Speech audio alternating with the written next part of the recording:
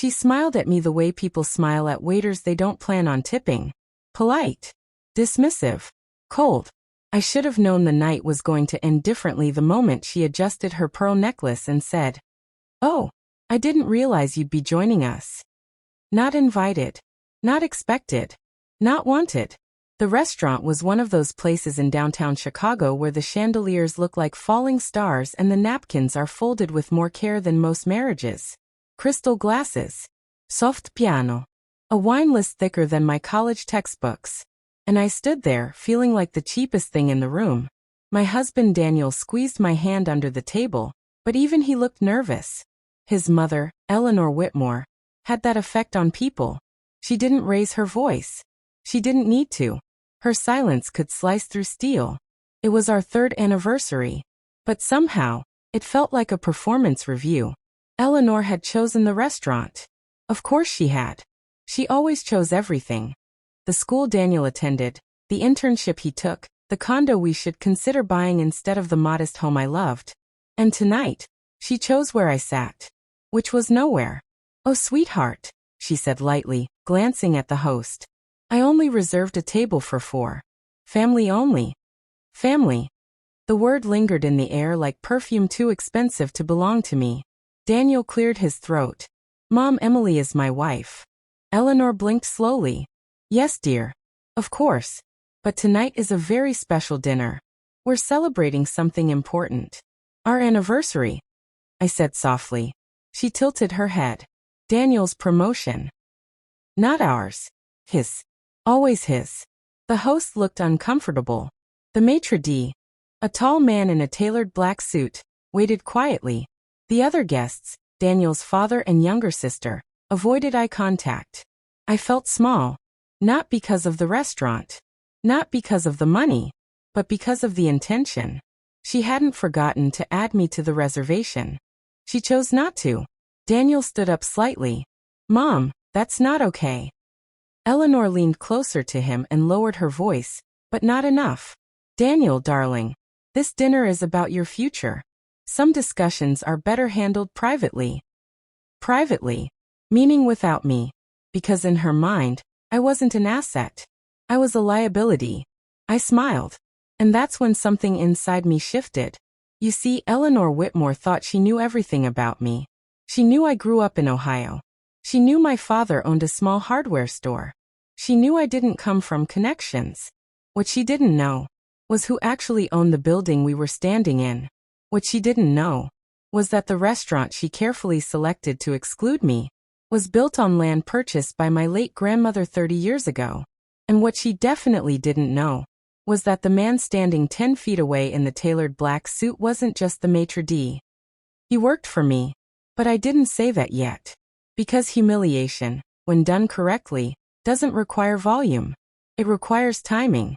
I stepped aside as Eleanor and the others began walking toward the private dining room. Daniel hesitated, torn between loyalty and habit. He whispered. "I'll fix this." I nodded. But I didn't want him to fix it. I wanted her to understand something she'd never had to learn before. Respect. I walked calmly to the host stand. The maitre d' looked at me with recognition. A flicker. Subtle. "Good evening, Miss Harper," he said quietly. Eleanor froze mid-step. She turned slowly. "I'm sorry," she said sharply. "There must be some mistake." The man straightened. "No mistake, ma'am." The air changed. Daniel looked confused. I gave him the same calm smile Eleanor had given me 5 minutes earlier. "Actually," I said gently, "I'd like to speak with the owner." Eleanor laughed softly. "Sweetheart, this establishment is owned by the Caraway Group. They don't just come out because someone asks." I met her eyes. "I know. Because the Caraway Group hadn't owned it for almost a year. I did. But the story of how that happened is not what you think. It wasn't luck. It wasn't inheritance in the traditional sense. It wasn't some secret billionaire reveal. It was something far more complicated. And far more personal. Because 3 years ago, when Daniel proposed to me under a simple oak tree in my grandmother's backyard, Eleanor wasn't the only one who doubted me. I doubted myself too. And that doubt is what led to everything that followed. including tonight. The maitre d' spoke into his earpiece softly.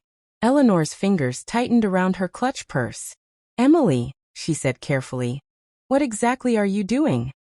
The piano music continued. Glasses clinked. But our table had gone silent.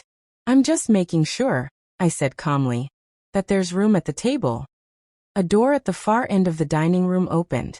Footsteps approached. Eleanor adjusted her posture, ready to charm whoever appeared.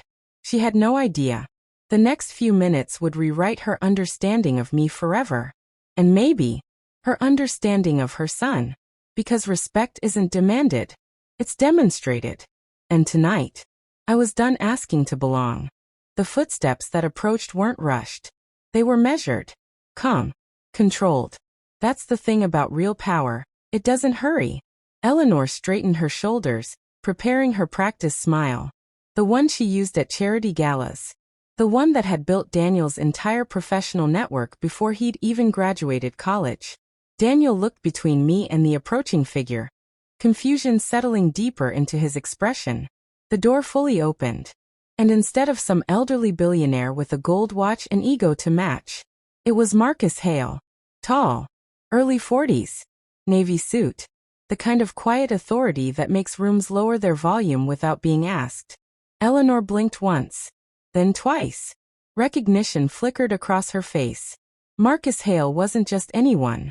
He was the CEO of Hale Hospitality Ventures, the firm that had quietly acquired half the luxury dining spaces across Chicago in the last decade. His interviews were in Forbes. His business case studies were taught at Northwestern. He did not attend minor social disputes. He especially did not come out because a daughter-in-law felt excluded. Good evening, he said smoothly. His eyes landed on me. Not in surprise. Not in confusion. In acknowledgement. Emily. Eleanor's smile faltered. Daniel's hand slipped from mine completely. I asked to speak with the owner, I said softly. Marcus gave the faintest hint of a smile. Of course you did. Eleanor stepped forward quickly. Mr. Hale, I'm Eleanor Whitmore. We actually met at the Whitmore Foundation Gala last fall. I remember, he replied politely. She relaxed slightly. This is just a small misunderstanding, she continued. My son was recently promoted to senior partner at Whitmore and Grant, and we reserved a private dining room to celebrate. Apparently there was some confusion regarding seating. Ah, Marcus said calmly. Yes, about that. He turned toward the maitre d'. Is the Whitmore reservation ready? Yes, sir. And is the Harper reservation ready? The silence that followed felt heavier than the crystal chandeliers above us. Eleanor frowned. Harper. Marcus looked directly at me. The entire East Wing is prepared as requested, and the tasting menu has been adjusted per your notes. Daniel's face drained of color. What's going on? He whispered. I didn't answer him yet. Because this moment wasn't about spectacle. It was about truth. Eleanor's voice sharpened. Mr. Hale, I'm afraid there must be some mistake. We are the ones who booked the private wing tonight. Marcus remained composed. Actually, Mrs. Whitmore, that wing has been under a long-term standing reservation for several months. She laughed lightly. That's impossible. I personally spoke to the booking manager 2 weeks ago. Yes, Marcus replied. And she honored the request to seat your party in the West private room. West. Smaller. Less prestigious. The East Wing overlooked the river. Floor-to-ceiling glass. Premium allocation. The room people waited months to access. Eleanor's lips parted slightly. Daniel turned to me fully now. What is he talking about? I took a breath. 3 years ago, when Daniel and I were dating, Eleanor had invited me to tea. Not to welcome me. To evaluate me. She'd asked about my education. My ambitions. My long-term plan. When I told her I had been studying business management, but paused after my grandmother fell ill, she gave me a sympathetic smile that wasn't sympathy at all. Ambition, she'd said gently, is very important in this family. What she didn't know was that my grandmother hadn't just been ill. She had been fighting to hold on to something. Land. Property. Contracts signed decades ago when Chicago was expanding along the river. My grandmother never flaunted wealth. She rented out properties quietly, invested conservatively, built partnerships carefully, including one with a young entrepreneur named Marcus Hale 20 years ago. When she passed away 2 years into my marriage, she didn't leave me flashy stock portfolios. She left me controlling interest in multiple commercial spaces, including the building Eleanor had just walked into thinking she outranked me. I didn't inherit a spotlight. I inherited responsibility. And for a long time, I kept it quiet. Because I didn't want Daniel to feel small. I didn't want Eleanor to feel threatened. I wanted to belong without leverage. But belonging without boundaries turns into erasure. And tonight was proof. Marcus spoke gently. Mrs. Harper has been a silent partner in this establishment since last year's restructuring. The word landed. Silent partner. Daniel stared at me. Why didn't you tell me? I met his eyes.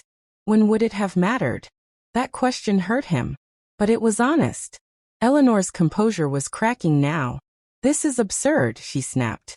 You're suggesting my daughter-in-law owns this restaurant? Majority share, Marcus corrected politely. A couple at a nearby table had stopped pretending not to listen. Eleanor lowered her voice but couldn't hide the tremor. Daniel, say something. Daniel looked lost. Because the narrative he'd grown up with, that his mother was always the most powerful person in the room, was dissolving. I didn't want this to be dramatic, I said quietly. I just wanted a seat at the table. You could have just told us, Eleanor hissed. I have, I replied softly. For 3 years. Not about the ownership. About respect. About partnership. About not being treated like a temporary attachment to her son's success. Marcus stepped slightly back, giving space. The power dynamic had already shifted. And I hadn't raised my voice once. Eleanor's eyes narrowed. So this is what this is. A power display. No, I said gently. It's a boundary. Daniel swallowed hard. The piano music continued, but it sounded different now. Less decorative. More real, because something had cracked open. Not just in the restaurant. In our marriage. In our family. Eleanor finally straightened again, pulling fragments of pride back together. Well, she said stiffly. Congratulations, Emily. I suppose we underestimated you. Underestimated. As if my value was a surprise stock surge. As if I needed to outperform expectations to deserve dignity. I stepped closer. No, I said calmly. You chose not to see me. And that choice was about to cost more than a dinner reservation. Because the truth is, owning the building wasn't the biggest secret I'd been keeping. The biggest secret was the decision I had already made before walking into this restaurant tonight. And Eleanor had no idea. Daniel didn't look at his mother. He looked at me. Not with anger. Not with pride. With uncertainty. And that hurt more than Eleanor's dismissal ever could. Because uncertainty means someone doesn't fully know who you are. And after 3 years of marriage, that realization cuts deep. He said quietly. Why would you keep something like this from me? The question hung there, fragile and sharp at the same time. Why? Why didn't I tell him? Because from the very beginning, I had been trying to prove that I loved him for him. Not for his last name, not for the Whitmore network, not for the security his family represented. And the irony? I had more security than all of them combined. But I never wanted it to be about power. I wanted it to be about partnership. When your mom first met me, I said softly, she asked what I brought to the table. Daniel closed his eyes briefly. He remembered. She didn't mean. She did. I replied gently. Eleanor crossed her arms. In this family, we value transparency. Transparency. The word almost made me smile. I agree, I said calmly. That's why I'm being transparent now. Daniel's father finally spoke, his voice quieter than the rest of us. Emily, we had no idea. I know, I answered. And that was the problem. For 3 years, I had been shrinking myself to fit into rooms that were already large enough. I dressed modestly when Eleanor hosted events. I let Daniel take the spotlight when his firm landed major clients. I listened politely when people assumed I stayed busy with hobbies. No one asked what I actually did. They assumed. And assumptions are comfortable when they benefit you. Daniel stepped closer to me, lowering his voice. You didn't trust me. That one hit.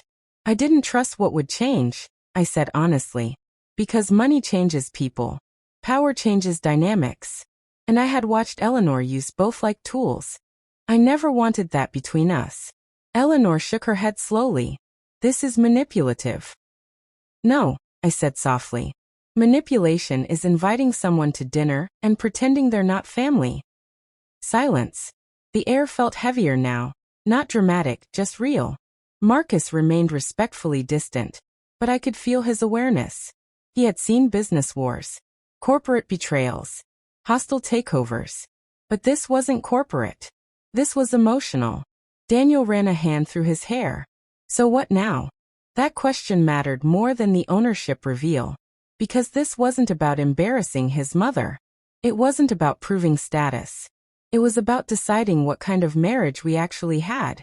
I asked to speak with the owner, I said quietly, because I needed something witnessed. Witnessed? Eleanor repeated sharply. Yes. I turned fully to Daniel.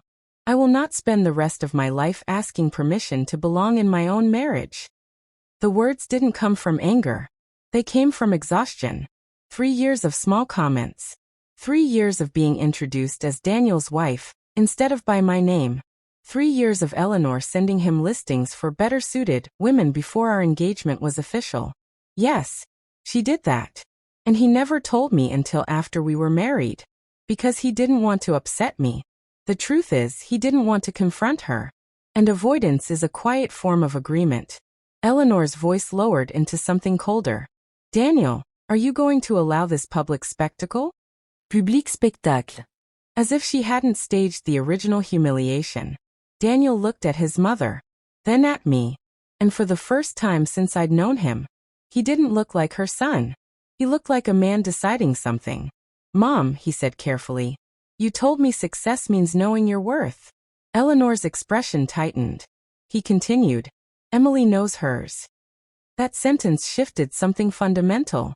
Not loudly, but permanently. Eleanor's posture stiffened. So that's it? You're siding against your own family? Daniel swallowed. She is my family. The words felt fragile but firm. Eleanor inhaled sharply, like someone who had just realized the ground beneath her wasn't as solid as she believed. I didn't feel victorious. I felt clear. There's a difference. Victory is about defeating someone. Clarity is about no longer betraying yourself. I didn't come here to humiliate you. I told Eleanor quietly. I came here to see if I was willing to keep shrinking. And, she challenged, I'm not. The simplicity of it startled even me. Marcus stepped forward slightly. Mrs. Harper, your guests in the East Wing are ready. Guests? Yes. Because earlier that afternoon, before arriving, I made a call. Not to create drama, but to create contrast. In the East Wing, seated at a beautifully arranged table overlooking the river, were the people who had always seen me. My father, who never once asked what Daniel's last name could do for me. My grandmother's old business partner. 2 women I mentored through a small entrepreneurship fund I quietly financed. People who respected without calculation. Eleanor noticed the subtle movement beyond the glass walls. Her eyes narrowed. You planned this? Yes, I said. Not for revenge. For revelation. Daniel looked torn. And what are you asking for? Finally. The right question. I'm asking for a marriage where I don't have to hide parts of myself to make your mother comfortable. The piano music shifted into something softer. Even the room seemed to breathe differently. Eleanor's voice lost some of its sharpness. And if I refused to play along? I met her gaze steadily. Then we won't be playing the same game anymore. Daniel understood what that meant. Distance. Boundaries. Possibly space. And here's the part Eleanor truly didn't expect. I wasn't afraid of that outcome. Because love without respect is dependency. And I had worked too hard, silently, patiently, strategically, to ever depend on approval again. Daniel exhaled slowly. Then he did something small, but powerful. He walked to my side. Not behind me. Not slightly ahead. Beside me. Eleanor watched it happen in real time. And for the first time since I'd known her, she looked unsure. Not about the restaurant. Not about money. About control. Because control only works when the other person fears losing something. And I had already decided. I would never again fear losing people who required me to be smaller than I am. But what none of them knew yet was that tonight wasn't just about dinner, or ownership, or boundaries. Earlier that week, I had signed documents. Documents that would determine where Daniel and I would live next year. Documents that could either bring us closer, or separate our paths entirely. And Daniel had no idea. Not yet. Daniel standing beside me should have felt like victory. It didn't. It felt like a beginning. And beginnings are fragile. Eleanor watched us the way someone watches an investment fluctuate, calculating loss, evaluating strategy, searching for leverage. You're being dramatic, she finally said, but her voice lacked its earlier precision. All of this over a seating arrangement? No. Irraplia sufli. Over a pattern. Patterns are harder to deny than single events. A forgotten invitation can be excused. 3 years of subtle exclusion cannot. Daniel's father shifted uncomfortably. His sister looked down at her phone, pretending not to absorb every word. Daniel turned to me again. You mentioned documents. I held his gaze. Yes. His shoulders tensed slightly. What documents? The truth is, I hadn't planned to reveal that part tonight. But something about standing in that restaurant, in a building my grandmother fought to preserve, made clarity feel urgent. Last month, I said calmly, I was offered a position. Eleanor's eyes narrowed. A position? Yes. Executive board seat. Daniel blinked. At Hale Hospitality. Marcus remained silent, but his presence confirmed it. I nodded. It's not ceremonial. It's operational. Expansion strategy. Development oversight. Long-term restructuring. Daniel stared at me like he was meeting a version of me he hadn't been introduced to. Why didn't you tell me? The same question again. Different weight. Because every time I tried to talk about expanding my responsibilities, your mother would redirect the conversation to your career trajectory. Eleanor's jaw tightened. I was encouraging ambition. For him, I said gently. Daniel exhaled slowly. The board position required relocation. Not permanently, but significantly. New York. 18 months minimum. High visibility. High influence. High pressure. And I had signed the preliminary acceptance. Conditional. On one thing. I told them I would confirm in 2 weeks, I continued. Daniel's voice dropped. 2 weeks. Yes. Eleanor crossed her arms again. And you didn't think to consult your husband before signing something that uproots your lives? There it was. Uproots your lives. As if my life was automatically secondary soil. I didn't sign relocation papers, I corrected calmly. I signed a conditional leadership agreement. Daniel processed that quietly. And what's the condition? He asked. I swallowed gently. That my marriage is built on partnership, not permission. Silence. Even the distant murmur of other diners seemed to fade. Eleanor laughed softly, but it sounded thinner than before. So this is an ultimatum. No, I said. It's clarity. There's a difference between threatening to leave and refusing to stay in the same emotional structure. Daniel looked down briefly, then back up. If you take this role, you'd be more visible than I am. Honesty. Raw and unfiltered. Yes, I said. He nodded slowly, absorbing the truth of that. Eleanor saw it too, the shift in dynamic, the rebalancing of status. Her entire worldview had been built on controlled hierarchy. Father at the top. Then her. Then Daniel rising. Everyone else orbiting. This disrupted the architecture. You're risking stability, she warned. I met her eyes steadily. No. I'm risking comfort. Stability built on suppression isn't stable. It's delayed collapse. Daniel stepped slightly away from both of us, thinking. I could almost see the competing voices in his mind. The voice that had been shaped by Eleanor. Protect image, protect hierarchy, avoid conflict. Something unexpected appeared in her expression. Fear. Not fear of losing a dinner reservation. Fear of losing relevance. Because if Daniel learned to operate without her blueprint, she would no longer be the architect of his life. You're changing him, she said quietly. No. Iraplia. He's changing himself. Daniel stood very still. Then he did something small again. But permanent. He turned fully toward me and said, if we do this, we do it as partners. The word landed stronger than any ownership reveal. Partners. Eleanor looked at him like she didn't recognize the voice coming out of her son. Daniel, she said softly, almost pleading now. You don't have to prove anything. He shook his head gently. I'm not proving anything, Mom. He glanced at me. I'm building something. That sentence ended one era and began another. But here's what none of them realized yet. The board position, the relocation, the ownership. None of that was the true turning point. Because the biggest shift wasn't about power. It was about forgiveness. And before this night ended, Eleanor was going to say something she had never said to anyone in this family.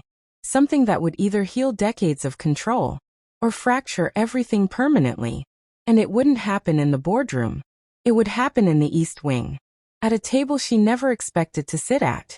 The West private room, the one Eleanor had reserved, now felt irrelevant. The real gravity was pulling toward the East Wing. Floor-to-ceiling glass. River lights reflecting against the dark water. And inside that room, the people who had never asked me to shrink. Marcus looked at me for quiet confirmation. I nodded. Shall we? He said calmly. It wasn't an invitation. It was a transition. Daniel hesitated only briefly before walking beside me again. Eleanor remained still. Pride and uncertainty wrestling behind her eyes. Finally, she lifted her chin and followed. Because control doesn't surrender easily. As we approached the East Wing, I could see my father through the glass, laughing softly with Mrs. Alvarez, one of the women from the mentorship program. My grandmother's old friend, Mr. Bennett, sat near the window, his silver hair catching the warm chandelier light. They weren't dressed to impress. They were dressed to belong. The door opened. Conversations paused. My father stood first, his face lighting up the way it always did when he saw me. Not evaluating, not calculating. Just proud. There she is, he said warmly. Not Daniel's wife. Not Mrs. Whitmore. Just me. Daniel noticed that. And something softened in his expression. I walked in slowly, aware of Eleanor behind me. Dad, I said gently. He pulled me into a brief hug. We weren't sure if this was still happening. It is, I replied. Mrs. Alvarez smiled at Daniel. You must be proud of her. Daniel opened his mouth, then paused. Yes, he said finally. It wasn't automatic. It was intentional. Eleanor stepped inside last. And for the first time all evening, she looked out of place. Not because of wealth, but because she wasn't the center. She scanned the room, taking inventory of people she didn't recognize. Emily, she said carefully, what exactly is this? This, I answered calmly, is the table where I don't have to earn my seat. The words weren't sharp. They were steady. Daniel's father entered quietly behind us, observing more than speaking. His sister lingered near the door, unsure which side of the invisible line she stood on. Marcus excused himself discreetly, leaving the family inside the glass walls. Eleanor's eyes landed on Mr. Bennett. And you are? He stood politely. An old business partner of her grandmother's. Recognition flickered faintly, not of him, but of the implication. She learned early, he added gently, that power isn't about volume. Eleanor didn't respond. She walked toward the window, looking out at the river as if gathering composure. I watched her shoulders. Still straight, but less rigid. Dinner was served quietly. Tasting courses designed weeks ago, curated intentionally. Not extravagant for the sake of display, but thoughtful. My father raised his glass. To Emily, he said simply, for remembering who she is. The toast lingered. Daniel lifted his glass too. Eleanor did not. Instead, she asked a question that surprised all of us. When did you start feeling invisible? The room stilled. Not defensive. Not accusatory. Curious. I didn't expect that. I had expected deflection. but not curiosity. Before the wedding, I answered honestly. Daniel's head turned toward me. You never said that. I tried, I said softly. And that's when something shifted again, not in dominance but in memory. Because Daniel remembered. The time I suggested we host a small engagement dinner in Ohio instead of the country club Eleanor preferred. The way that idea was dismissed as logistically inefficient. The way I stopped suggesting things after that. Eleanor turned from the window slowly. I was protecting him, she said. There it was. Not superiority. Fear. From what? Daniel asked quietly. From instability, she replied without hesitation. From unpredictability. From struggle. Her voice had lost its sharp edge. I grew up with nothing, she continued, almost reluctantly. Nothing stable. Nothing guaranteed. I built everything around making sure you never had to feel uncertain. Daniel's father lowered his eyes slightly. This wasn't a story often told. But in doing that, she said slowly, I may have controlled too much. The admission hung fragile in the air. Eleanor Whitmore did not apologize. She recalibrated. But this was close. Daniel's voice softened. Mom, I don't need insulation from life. She looked at him fully. You don't know what that feels like. Then teach me, he said gently. Don't cage me. The word cage landed harder than any insult. Eleanor inhaled slowly. For the first time since I'd known her, she didn't respond immediately. She looked at me. Really looked at me. Not as competition. Not as assessment. As a woman. You remind me of myself at your age, she said quietly. That startled everyone. Except, she added, you didn't let ambition make you sharp. It wasn't praise exactly. But it wasn't dismissal either. I never wanted to compete with you, I said softly. I just wanted to stand beside your son without feeling graded. Silence again. Not hostile. Processing. Eleanor finally reached for her glass. She didn't lift it high. Just slightly. To partnership, she said. The word felt unfamiliar in her mouth. But she said it anyway. Daniel exhaled slowly, as if releasing years of unspoken tension. The dinner continued. Conversation cautious at first, then gradually more fluid. Stories were shared. Not about achievements. About beginnings. About struggle. About mistakes. And for the first time, Eleanor listened more than she spoke. But here's the truth about healing. It doesn't arrive all at once. It reveals layers. And just when the atmosphere felt almost peaceful, Daniel asked a question that shifted everything again. Mom, why did you send me profiles of other women before the wedding? The fork in Eleanor's hand froze. The air tightened. Because some wounds don't fade quietly. And this one had never been addressed. Her eyes moved slowly to mine. And what she said next would determine whether this night ended in unity. The West private room, the one Eleanor had reserved, now felt irrelevant. The real gravity was pulling toward the east wing. Floor-to-ceiling glass. River lights reflecting against the dark water. And inside that room, the people who had never asked me to shrink. Marcus looked at me for quiet confirmation. I nodded. Shall we? He said calmly. It wasn't an invitation. It was a transition. Daniel hesitated only briefly before walking beside me again. Eleanor remained still, pride and uncertainty wrestling behind her eyes. Finally, she lifted her chin and followed. Because control doesn't surrender easily. As we approached the east wing, I could see my father through the glass, laughing softly with Mrs. Alvarez, one of the women from the mentorship program. My grandmother's old friend, Mr. Bennett, sat near the window, his silver hair catching the warm chandelier light. They weren't dressed to impress. They were dressed to belong. The door opened.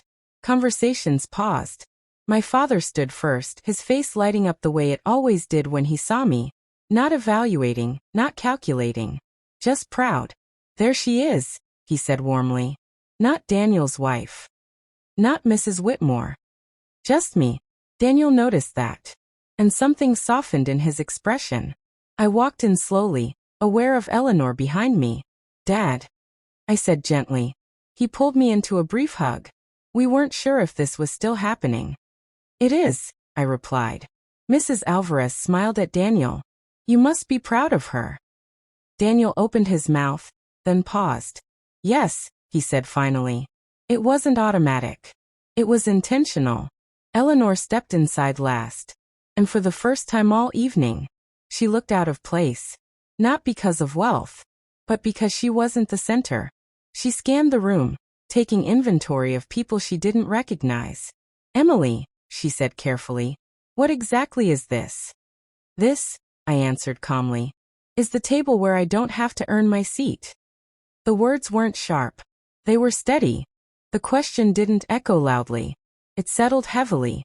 Mom, why did you send me profiles of other women before the wedding? Eleanor didn't look at him right away. She placed her fork down carefully, aligning it with precision against the edge of her plate, the kind of small movement people make when buying time. That was months before the ceremony, she said finally. Daniel didn't blink. Answer the question. His voice wasn't angry. It was steady. That steadiness unsettled her more than anger would have. Eleanor folded her hands together on the table. I needed to be sure. Sure of what? Daniel pressed. That you weren't choosing comfort over compatibility. The words were sharp, but they weren't cruel. They were revealing. I watched Daniel absorb that. Comfort, he repeated. Eleanor's eyes flickered toward me briefly before returning to him. You were different with her. Softer. Less driven. There it was. Her definition of strength. Hardness. Relentlessness. Achievement without pause. Daniel leaned back slightly in his chair, processing. And that scared you? Yes. The honesty landed quietly. She didn't fight it. Didn't sugarcoat it. Yes, she repeated. The room felt smaller. My father shifted subtly, uncomfortable but respectful. Mrs. Alvarez looked down at her glass. This was no longer about status. It was about fear passed down like inheritance. You built your life by never slowing down, Daniel said slowly. Yes. And you thought if I slowed down, I'd lose everything. I thought you'd lose your edge, she corrected. And what if I don't want to live on an edge? He asked. That question didn't challenge her authority. It challenged her identity. Eleanor inhaled slowly, but something in her posture had changed. Less rigid. More human. I sacrificed relationships to build security, she said quietly. I told myself it was worth it. Daniel's father looked at her sharply, not angry, just surprised. That sentence had weight. I didn't want you making the same compromises I did, she continued. Daniel's voice softened. Mom, you didn't protect me from sacrifice. You just chose which kind I'd make. Silence. Deep and honest. Because he was right. Every life requires trade-offs. Eleanor had tried to eliminate vulnerability by eliminating variables. Including me. I spoke gently. You didn't send those profiles because you hated me.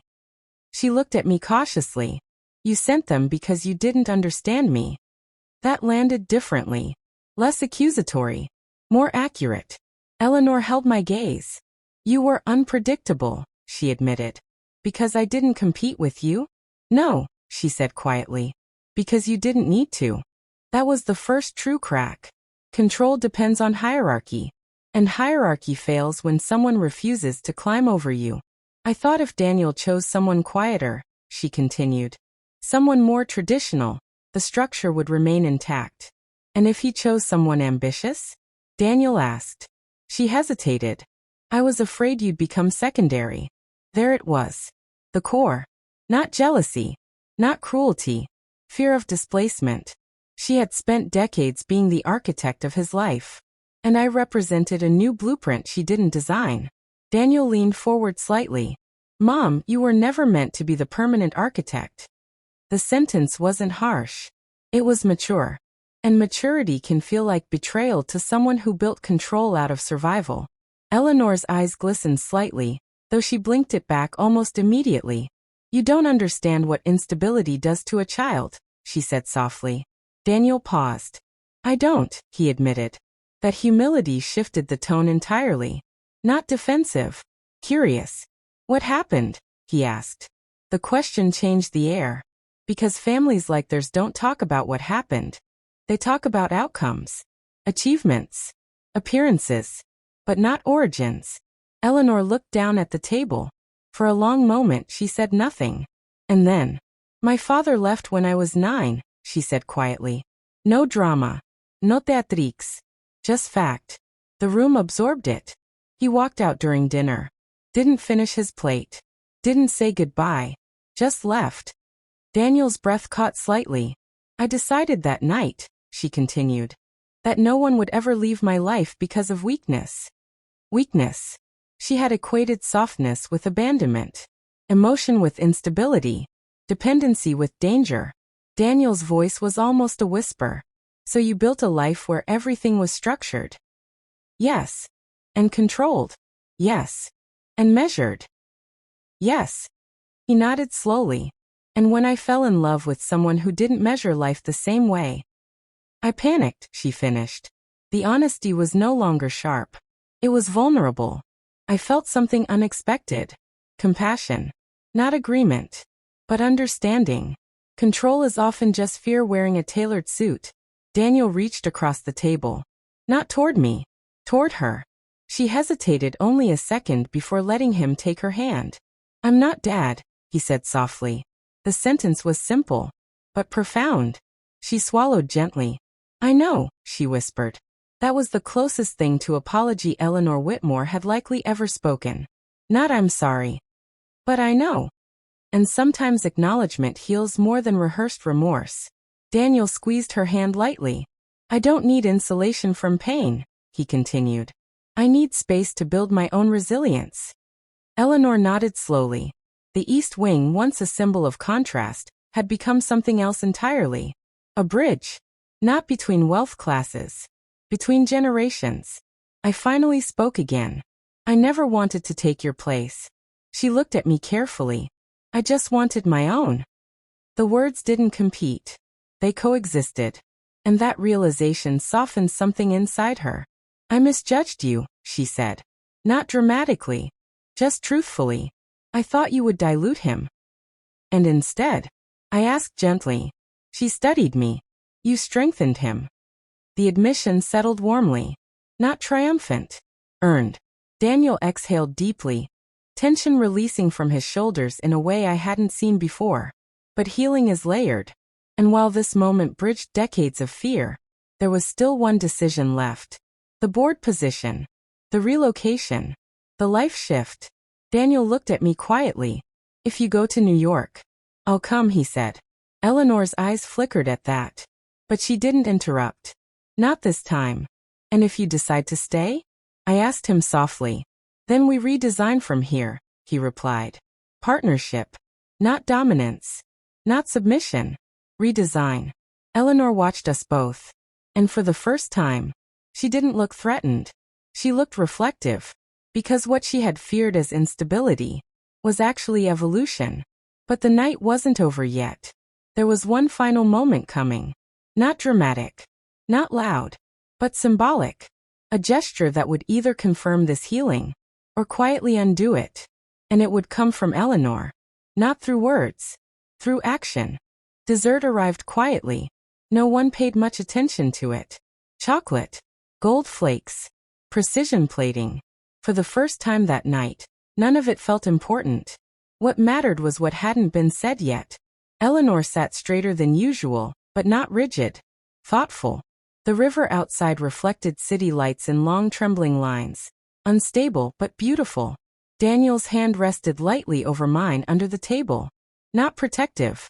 Not possessive. Present. Eleanor looked around the East Wing slowly. At my father. At Mrs. Alvarez. At Mr. Bennett. At the warmth in the room that hadn't been orchestrated, just lived. Then she did something no one expected. She stood up. Not dramatically. Just intentionally. "I owe you something," she said.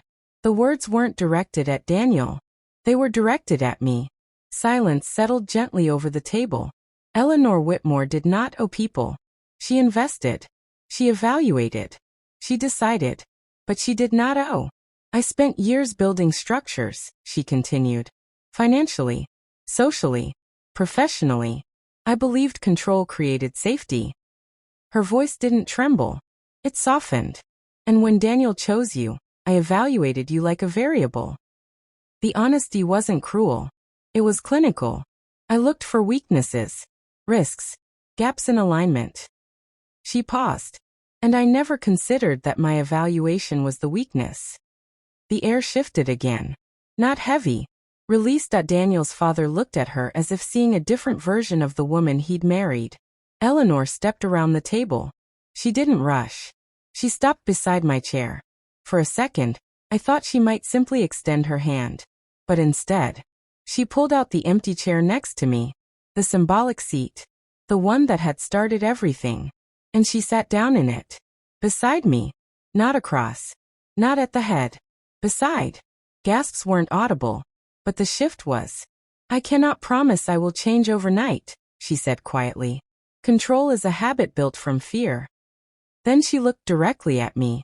But I can promise I will not treat you as an outsider in your own marriage again. No dramatique palegi. No tears. Just commitment. And sometimes that's stronger. I felt something loosen inside my chest that I hadn't realized was tight for years. I don't need perfection, I said gently. I just need respect.